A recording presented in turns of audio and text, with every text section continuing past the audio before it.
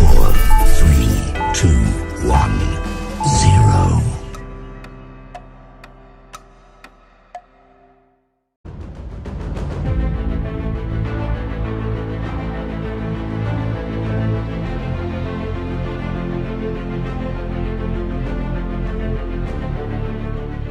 Assalamualaikum warahmatullahi wabarakatuh dan salam sejahtera. Saya Fatihi Zaki Berifin, nombor matrik P115193, pelajar ijazah kedoktoran pendidikan sejarah.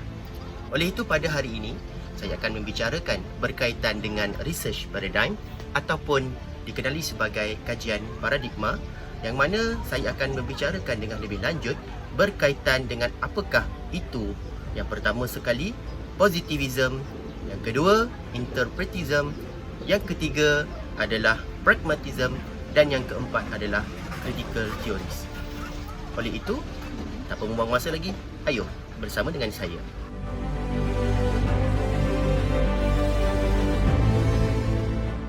Baiklah, sebelum kita menelusuri dengan lebih lanjut berkaitan dengan paradigma kajian, saya akan membicarakan sedikit sebanyak secara ringkas apakah itu paradigma kajian. Paradigma kajian merupakan satu set kepercayaan berkaitan isu yang berlaku di sekeliling kita dan memerlukan satu pendekatan yang proaktif ataupun pendekatan yang baik untuk diselidiki. Adakah paradigma kajian ini penting? Jawapannya adalah ya. Ia adalah satu perkara yang amat penting kepada para pengkaji disebabkan dengan memahami paradigma kajian ini akan membantu penyelidik untuk memahami dan juga memilih metod kajian yang diperlukan dalam menghasilkan sesuatu penyelidikan.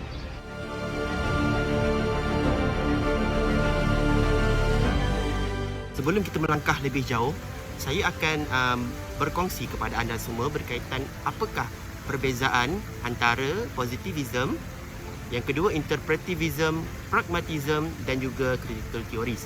Okey, yang pertama kita lihat daripada aspek tujuan. Okey, apakah tujuan positivism?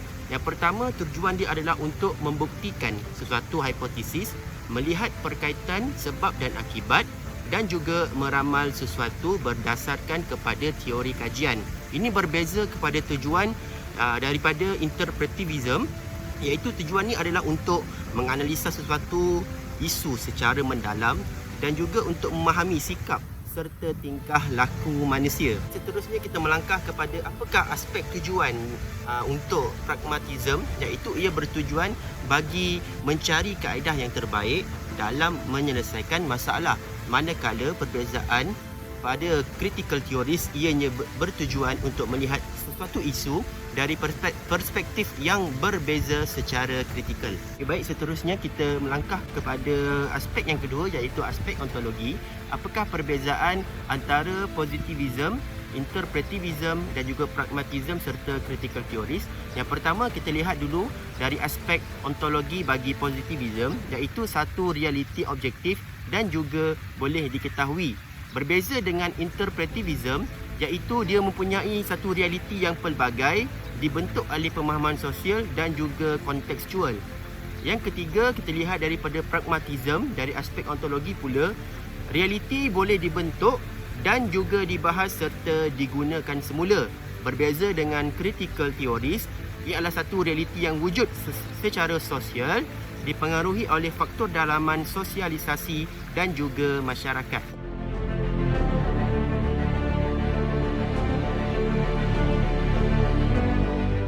Okay, baik, seterusnya saya akan berkongsi kepada anda berkaitan apakah perbezaan kaedah kutipan data antara positivism dan juga interpretism. Secara dasarnya, kaedah pengutipan data bagi positivism kita boleh dapat melalui set-set soal selidik dan juga kita boleh dapat melalui ujian yang kita berikan kepada peserta kajian. Untuk interpretism pula, bagaimana cara untuk kita mendapatkan kutipan data adalah melalui pemerhatian. Kita juga boleh melalui temu bual dan juga kita boleh dapat melalui analisis dokumen. Dan juga apa perbezaan antara positivism dan juga interpretism juga adalah bentuk ataupun sampel kajian untuk positivism adalah lebih besar, manakala interpretism sampel kajian ini adalah lebih kecil.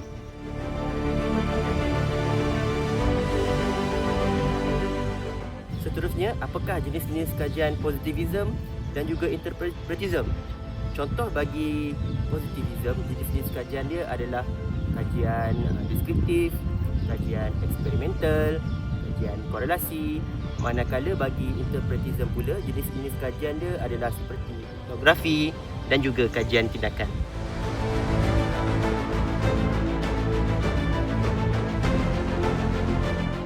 Saya berikan satu analogi.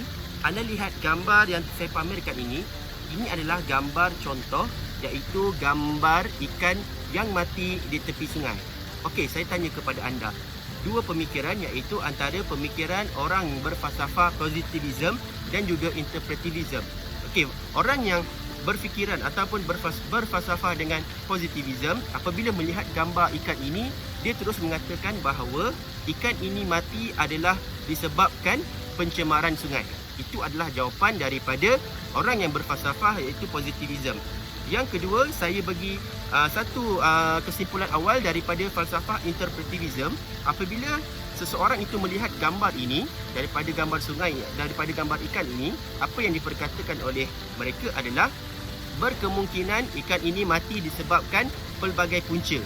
Pelbagai cara ikan ini boleh mati, kerana berfikiran interpretivism ini dia akan mengkaji dengan lebih dalam tentang sesuatu isu. Contohnya di dalam isu ini adalah bagaimana ikan itu boleh mati.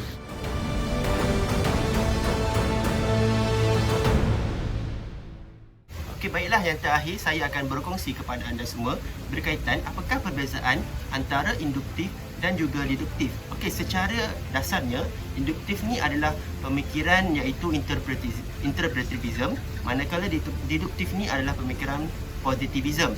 Okey, kita lihat terlebih dahulu apakah tujuannya. Tujuan untuk bagi interpretivism adalah generalisasi bukanlah satu matlamat.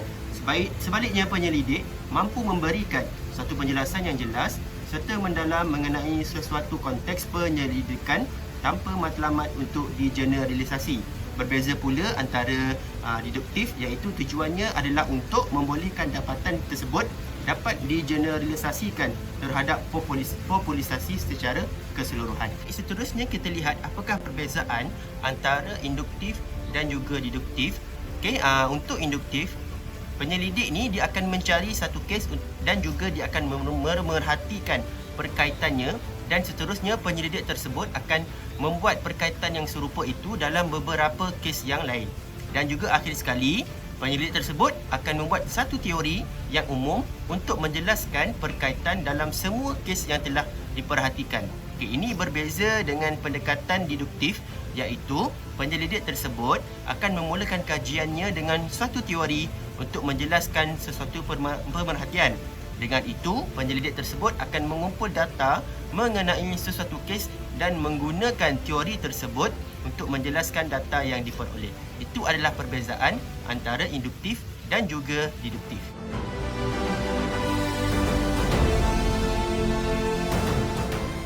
Jadi baiklah, itulah sahaja perkongsian saya pada hari ini.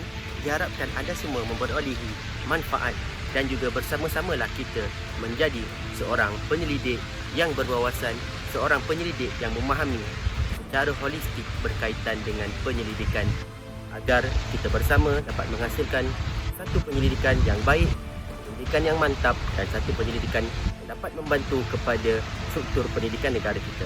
Itu sahaja daripada saya, Fatih Zaki Berifin. Sampai jumpa lagi. Assalamualaikum warahmatullahi wabarakatuh.